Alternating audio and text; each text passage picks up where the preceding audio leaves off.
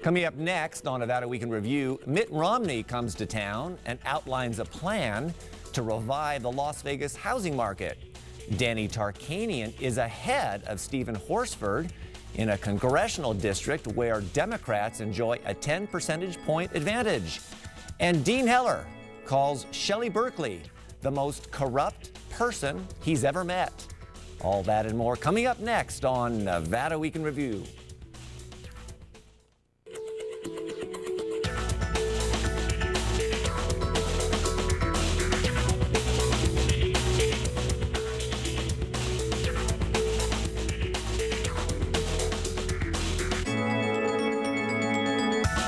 Welcome to Nevada Week in Review. Before I begin, I'd like to introduce the media panel. Laura Myers covers politics for the Las Vegas Review-Journal. Mackenzie Warren is a general assignment reporter with News 3. Glenn Cook is an editorial writer with the Las Vegas Review-Journal. And Nathan Baca is a member of the 8 News Now I-Team. All right, let's start with this poll. It was a Review-Journal, 8 News Now poll. And it surprised me because it actually has the Democrat, Stephen Horsford, 45%. Danny Tarkanian at 45% to Stephen Horsford, 42%. And this particular congressional district has a 10 percentage point advantage for the Democrats. I think the biggest number is showing just how President Obama is actually leading in those polls within that district. But you have people that are saying Obama, Tarkanian, and that is a problem for Stephen Horsford. That's a problem that means that the Democratic Congressional Campaign Committee, the DCCC, is going to have to start pouring money into more ads for Stephen Horsford, because those ads against Stephen Horsford, talking specifically about tax increases, have been effective. Well, the other thing that's been effective against Horsford is the fact that the harsher attack ad going after him on issues of ethics.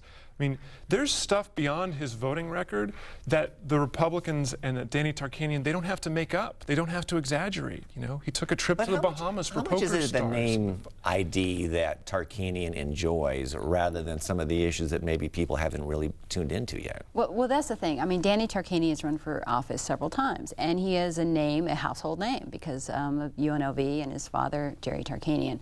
So he starts high in the polls, and the race usually tightens. So the race is supposed to tighten, and now what has to happen now is Horsford has to go back and try to get those the Democratic base with him, and Obama will help him with that.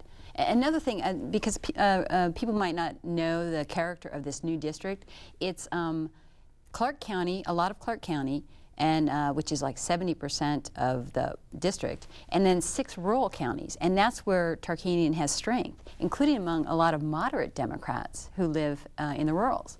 So, you know, what Horsford has to do is he has to raise his game in Clark County, where he's strong. Well, he's behind. I mean, well, he's like almost even in Clark County. Yeah, I mean, it's in the margin of error in Clark County. But for him to win the race, Horsford's got to carry Clark County probably by 10 points at least. And one interesting number was that Tarkanian leads Horsford 50 to 40% in the urban areas, and Horsford's actually in the lead in the suburban areas. Now that, granted, is based upon census definition of urban versus suburban, but it's a little bit unusual what the assumption would be regarding Horsford support. And if we talk about margin of error, I'd be remiss to say I'm the only one at the table that doesn't have some sort of connection to the poll.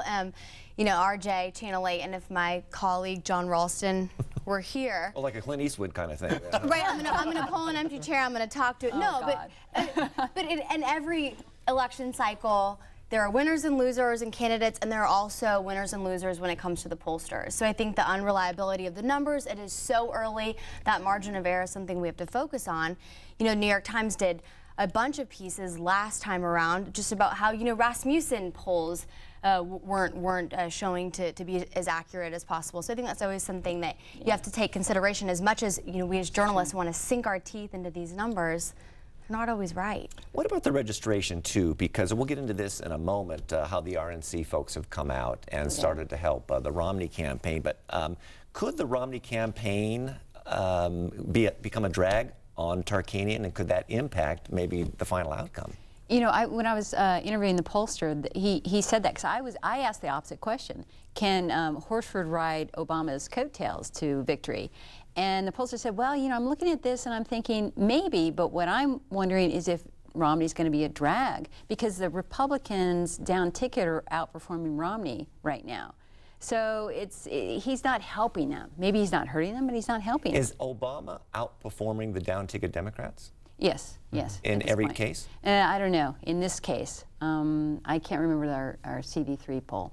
Yeah, but in this case, for sure. Oh, we didn't ask in the CD3 poll. We asked specifically to poll that this time. Okay, let's talk about the Romney rally. He was here Friday, and he had a 5-point plan to revive the housing market. And he criticized President Obama. Actually, there's been many people that have criticized President Obama for the alleged inadequacy of his housing plan in terms of helping distressed homeowners here in southern Nevada. And Romney said he was going to actually go after Freddie Mac and Fannie Mae, and he was going to make it easier for homeowners who are facing foreclosure to go ahead and do short sales. I don't know how much he could actually get enacted and how many details he provided. Were there many? Well, yeah, you know, the one thing they pointed to also, I guess the government owns more than 200,000 foreclosed homes right now. They're just sitting there.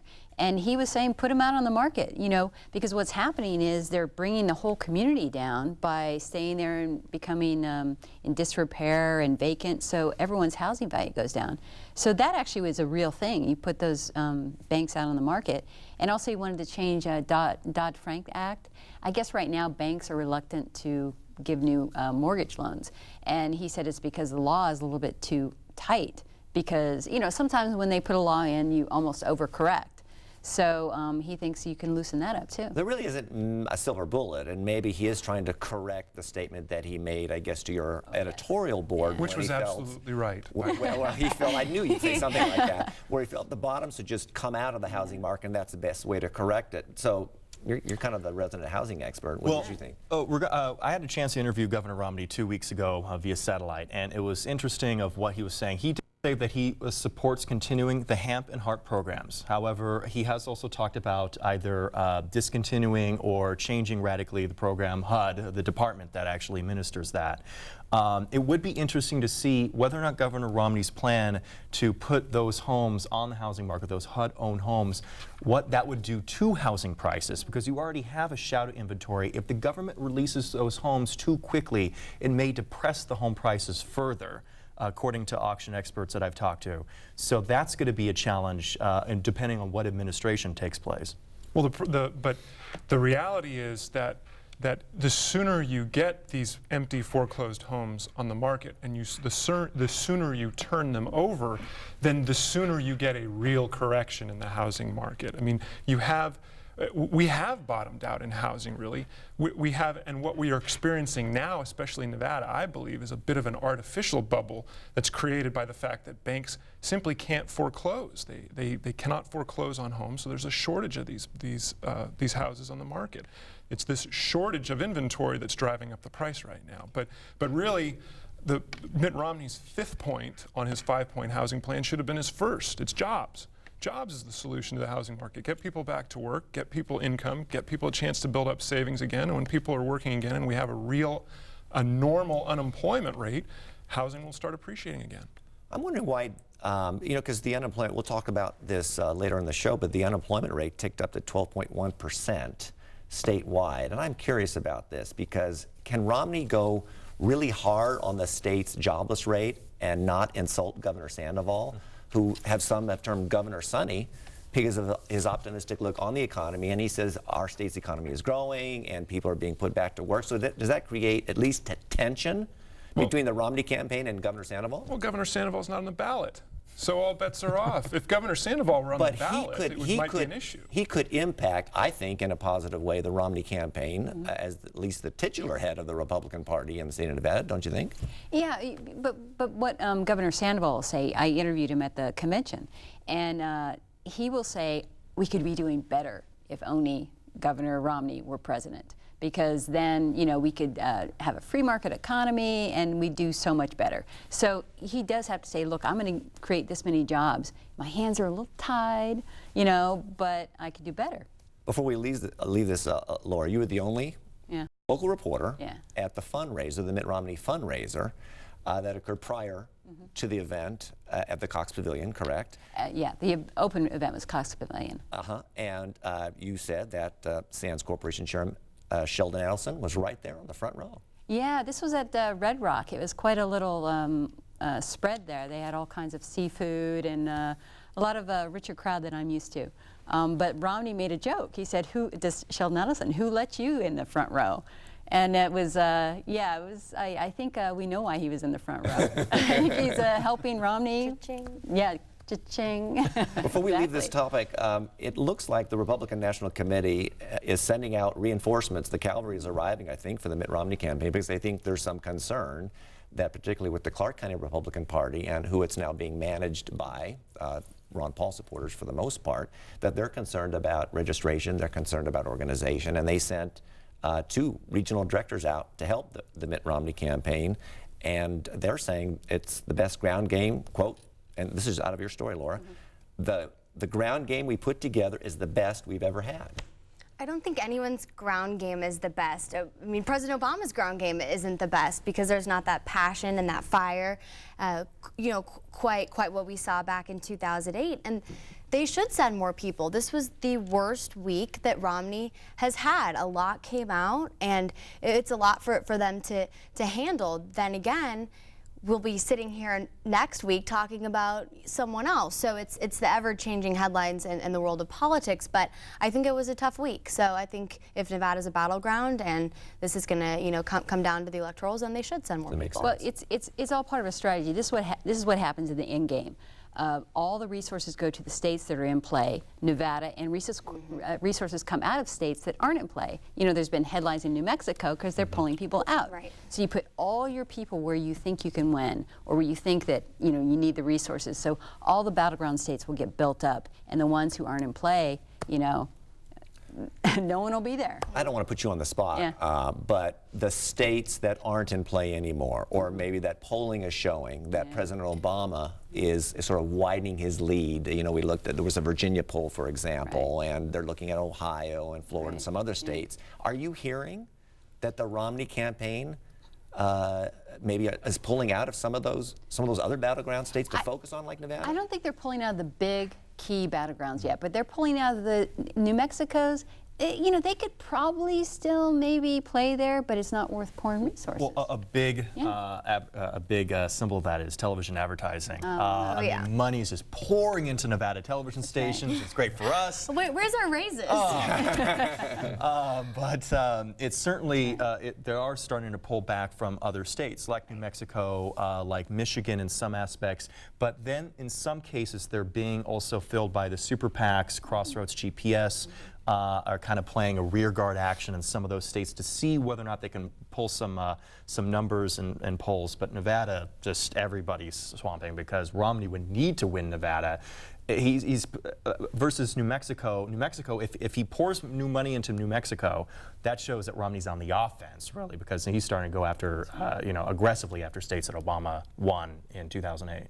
Let's talk about Dean Heller, and this week, well, let's back up, and Mitt Romney made a statement, actually at a fundraiser, and it was recorded, I guess, with someone's iPhone. I don't know how they recorded it, and the grandson of Jimmy Carter was the one that distributed it to Mother Jones. It's a long, involved story, but in that, the soundbite, the video that was captured on Mitt Romney, he basically said that 47% of Americans believe they are victims and expect to be cared for by the government. I'm sure Glenn totally agrees with that statement. No, and not fully. Okay, I'll give you a chance, but close. 46%. And then basically, those are Obama supporters, and you really can't count on those anyway, because they have this entitlement mentality, again, to kind of use the buzzword there. But Dean Heller basically backed off from that and tried to distance himself from that and said that he really doesn't. And here's the quote: "I don't agree with the comments that he made. I just don't have that view of the world." So, do you disagree with Dean Heller? Do I disagree with Heller? Not necessarily, and I disagree slightly with Mr. Romney as well. But you know, my colleague over at the RJ, Steve Sebelius, wrote a column on this week, pointing out that, you know, Heller's background is a little bit different from Mr. Romney's in terms of the life that he had growing up and the fact that his dad had to go on the safety net at some point. So that and the fact that he is in such a tight race with Representative Berkeley, and he is just so trying to run out the clock. I mean, he'd punt on 3rd down if he thought it would help him win right now. He is not doing anything that could potentially subject himself to criticism or could go up in a new ad. The last thing he wants is an ad to go up that says, you know, Senator Heller and Mitt Romney, you know, 47%. I mean, he is riding this out on Berkeley and hoping that these negative ads on her ethics will just take him right through to the 6th of November. Speaking to Glenn's point, the last time I interviewed Senator Heller was last summer at a cafeteria in a Washoe County school. He reminded me his mom was a cafeteria cook up north at a school district, and to try to direct it back to that roots. And he hasn't sat down with me. So Senator Heller, if you're watching, you know, let's talk, because I do feel like we haven't seen much of him. But as you say, Glenn, it's such a tight race. Do you want to roll the dice? And I'm also amazed at the distance, and instead of you know, kind of when you look at the policies and you tune out the iPhone videos, their stances are very similar. Where they stand on the issues is quite alike. So it's just the classic backpedal. Now, we probably should clarify. I'm assuming that's when you were working in Reno. You didn't fly up from Las Vegas because he said, I'm only going to do the interview in Washoe County, right? So I can tell you how my mom was a cafeteria cook. No, this was when I was working for our Reno affiliate, and spoke to him there. And he's got those ties that play really well in the rurals, which is where, you know, Laura's written a lot about. He's expected to do really well there. And, you know, like Glenn said, he has to tack to the middle a bit. Well, I mean, you know, some of those comments, Romney was speaking to an audience, a very rich fundraising audience, and he was basically saying, look, I'm never going to get that 40%. So, you know, it's a kind of dismissive sort of thing you might say privately, but, you know, Democrats will say, well, that's how he really feels then.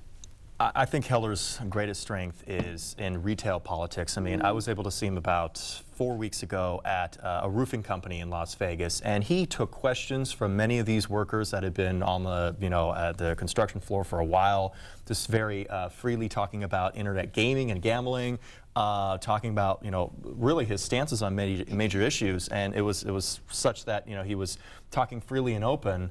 And he's a good retail campaigner. He needs to do more of that, especially down south. Yeah. Another news item this week, I guess tensions between Representative Shelley Berkeley and Senator Dean Heller have escalated to the point where Senator Heller was quoted, this is the direct quote, "Probably the most unethical, corrupt person I've met in my life is Shelley Berkeley." And Dean Heller said this to reporters, I believe, in Washington, D.C. So I don't want to say the race is getting nasty, because we always say the race is getting nasty, and every campaign is nastier than the one that came prior to it. But respond to that. I think maybe my observation is that some of the needling and the edge in these television advertisements are coming directly from the campaigns, it seems to me, rather than the super PACs and the third parties. I mean, sometimes you'd get, you know, this person hung out with this corrupt person, he's friends with this, and it would come from a third party person, but now we're hearing directly from the campaigns, you know. Is that the difference, do you think? Yeah, it's personal. Dean Heller thinks that the ads that the Berkeley campaign are running are unfair because they're bringing up ties to people. In this case, the Berkeley campaign ran an ad tying Heller to a man who pled guilty to money laundering. And Dean Heller's tie to him is he appeared on his talk show.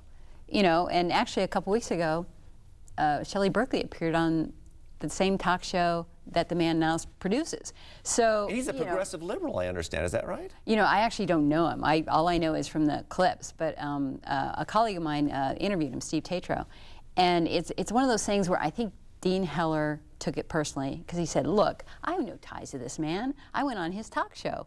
And you say that makes me corrupt, so I think he took it personal, and I think that's why you saw that very raw kind of comment right back. Yeah, wow. Yeah. Let's look at the Nevada economy for a little bit, because we did talk about this. The unemployment rate was 12.1% in August.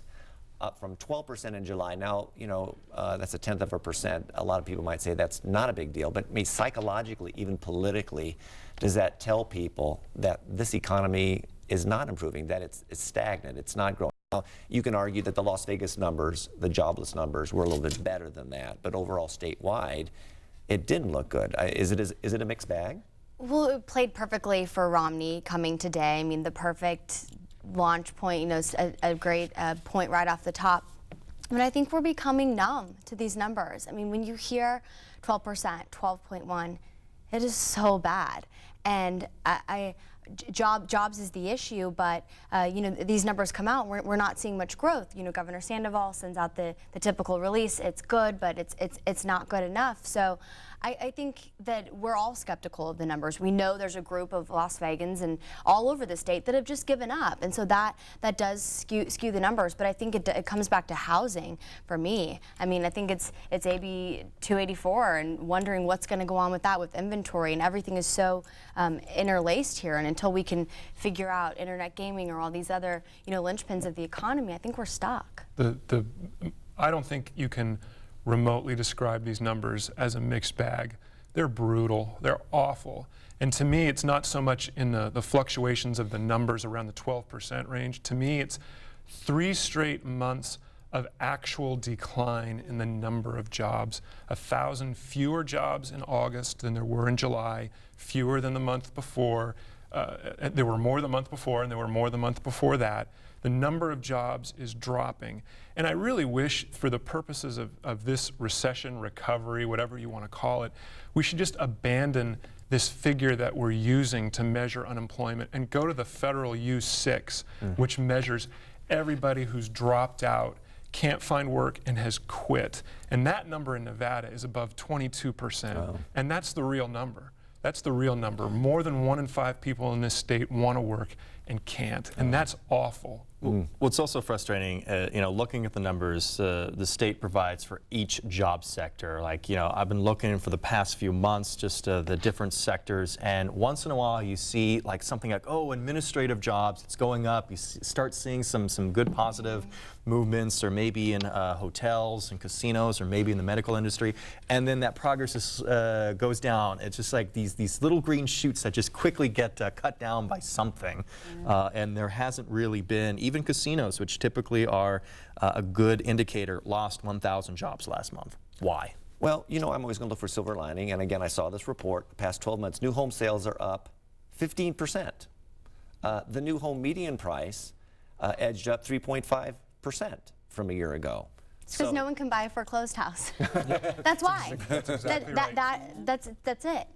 The inventory it's tanked, and the home builders are clapping now, and they don't need their real estate agents, but when hopefully someone figures out how to free those homes, they're going to come calling, and they're going to need them again. Yeah, Thank you for destroying my silver lining. Yeah, the people who want to put money down, who don't have a lot of resources, want to buy a house, cannot compete with the all-cash buyers, so they have to go now. And that's what it is. Real quickly, there is a ballot measure here in Clark County, and it has to do with the fact that there's a bunch of Clark County School District schools that are in need of repair.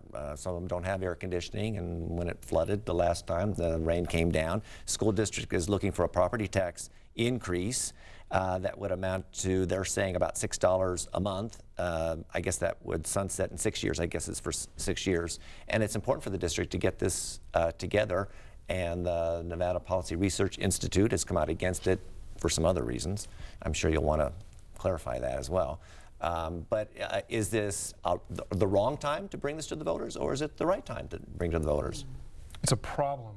It's neither. It's a really tough sell. And one of the reasons is clearly some of these schools are in deplorable shape. That's a problem. But there's 2 other problems that they have in making this pitch to voters. The first is they're making appeals for, there's so many appeals for more money on the operational side. They can't expect to be able to hit taxpayers too many times when the economy is this bad. So the question is, do you want to use your capital, your political capital, on the construction and maintenance side, if that hurts and perhaps erodes voter support for another tax increase next year on the operational side? Do you want to take that risk? The other side is just the fact that voters are going to really want assurances going forward that, look, you know, But are you saying that school district is going to float another bond to pay for operations? No. I'm saying that there's going to be appeals in the legislature in 2013 Not from the district. to raise taxes to fund operations. But for a lot of You know voters, it's not going anywhere. No, but what I'm saying is, to a lot of voters, a lot of people don't understand debt and property tax funding versus general fund funding on the operational side. So a lot of people are going to say, I just voted for your tax hike in November, and now you want to raise them again? I just gave you that money, when it's two different revenue streams going to two different things. That's a legitimate public perception problem. But the other side of it is just assuring the public that that their money this time will, going forward, that they won't surprise them again with further add-ons for maintenance. Okay, we've got to leave it there. That is all the time we've got left on this edition of Nevada Week in Review. I'd like to thank Glenn Cook and Laura Myers with the Review Journal, Mackenzie Warren with News 3, and Nathan Baca with 8 News Now. Thank you for joining us. We'll see you next week. Bye-bye.